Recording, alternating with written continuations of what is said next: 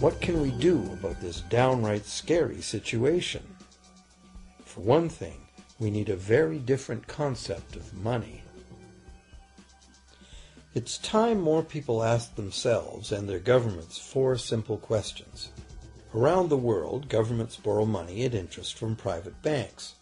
Government debt is a major component of total debt, and servicing that debt takes a big chunk of our taxes. Now we know that banks simply create the money they lend, and that governments have given them permission to do this.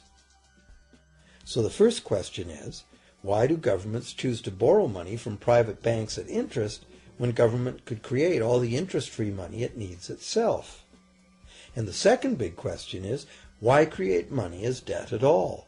Why not create money that circulates permanently and doesn't have to be perpetually reborrowed at interest in order to exist? The third question, how can a money system that can only function with perpetually accelerating growth be used to build a sustainable economy? Isn't it logical that perpetually accelerating growth and sustainability are incompatible? And finally, what is it about our current system that makes it totally dependent on perpetual growth? What needs to be changed to allow the creation of a sustainable economy?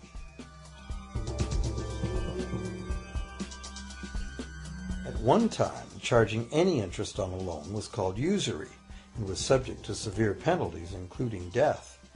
Every major religion forbade usury.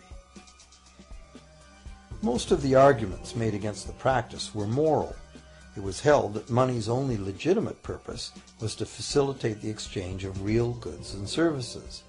Any form of making money from simply having money was regarded as the act of a parasite or of a thief. However, as the credit needs of commerce increased, the moral arguments eventually gave way to the argument that lending involves risk and loss of opportunity to the lender, and therefore attempting to make a profit from lending is justified. Today, these notions seem quaint. Today, the idea of making money from money is held as an ideal to strive for. Why work when you can get your money to work for you? However, in trying to envision a sustainable future, it's very clear that the charging of interest is both a moral and a practical problem.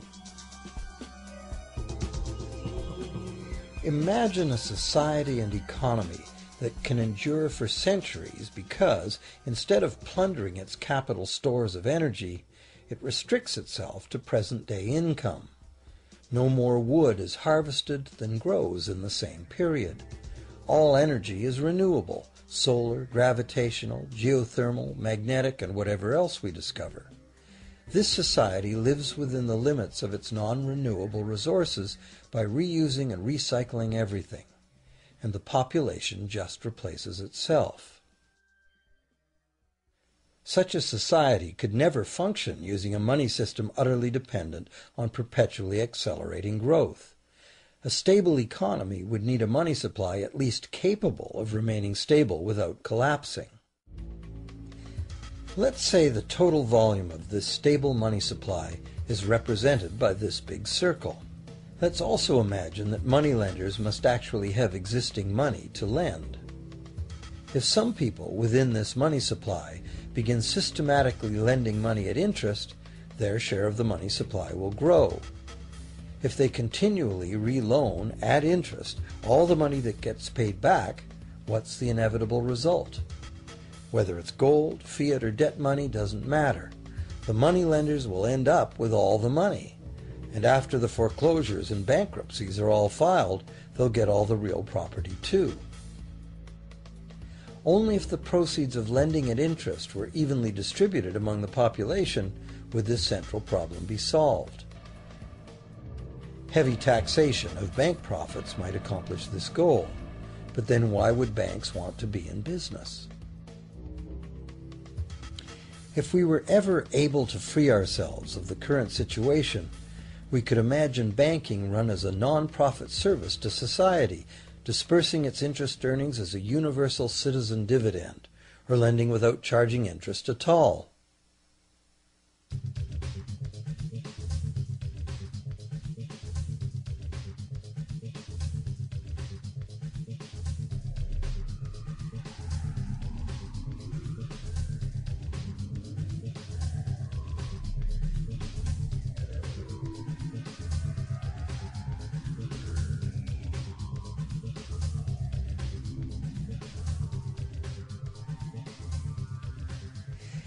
If it is the fundamental nature of the system that causes the problems, tinkering with the system cannot ever solve those problems.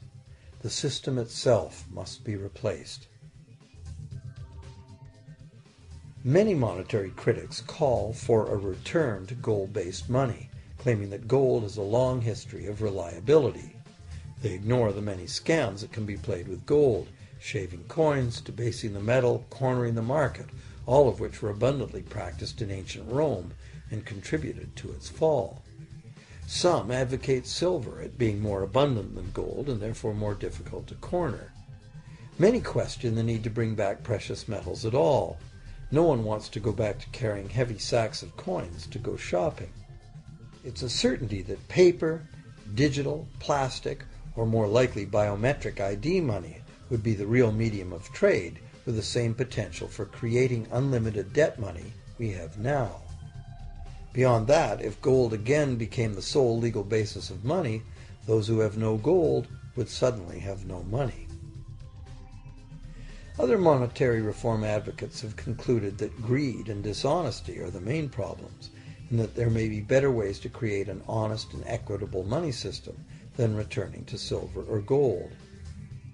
Inventive minds have proposed a variety of alternate ways to create money. Many private barter systems create money as debt, much as banks do, but it is done openly and without charging interest. An example is a barter system in which debt is expressed as pledges of hours of work, all work being valued equally at a dollar figure that then allows hours to be equated with the dollar price of goods. This kind of money system can be set up by anyone who can devise a way to do the accounting and find willing and trustworthy participants. Setting up a local barter money system, even if it were little used now, would be prudent emergency planning for any community. Monetary reform, like electoral reform, is a big topic, and one that requires a willingness to change and to think outside the box. Monetary reform, again, like electoral reform, will not come easily, because the enormously powerful interests that benefit from the existing system will do their utmost to maintain their advantage. Now that we've seen that money is just an idea, and that in reality money can be whatever we make it, here's one very simple alternative monetary concept to consider. This model is based on systems that have worked in the past, in England and America, systems that were undermined and destroyed by the goldsmith bankers and their fractional reserve system.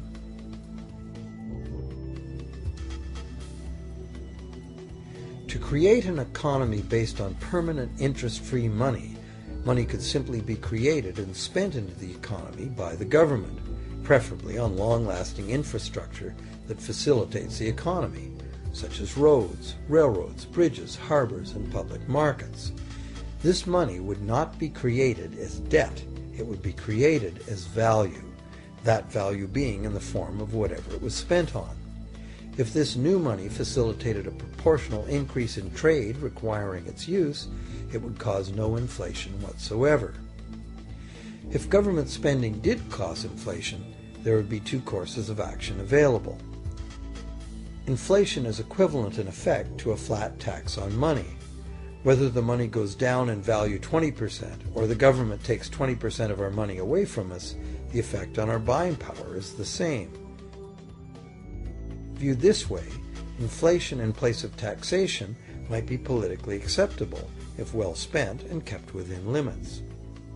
Or government could choose to counter inflation by collecting tax monies that it then takes out of use, thus reducing the money supply and restoring its value. To control deflation, which is the phenomenon of falling wages and prices, the government would simply spend more money into existence. With no competing private debt money creation, governments would have more effective control of their nation's money supply. The public would know whom to blame if things went wrong. Governments would rise and fall on their ability to preserve the value of money.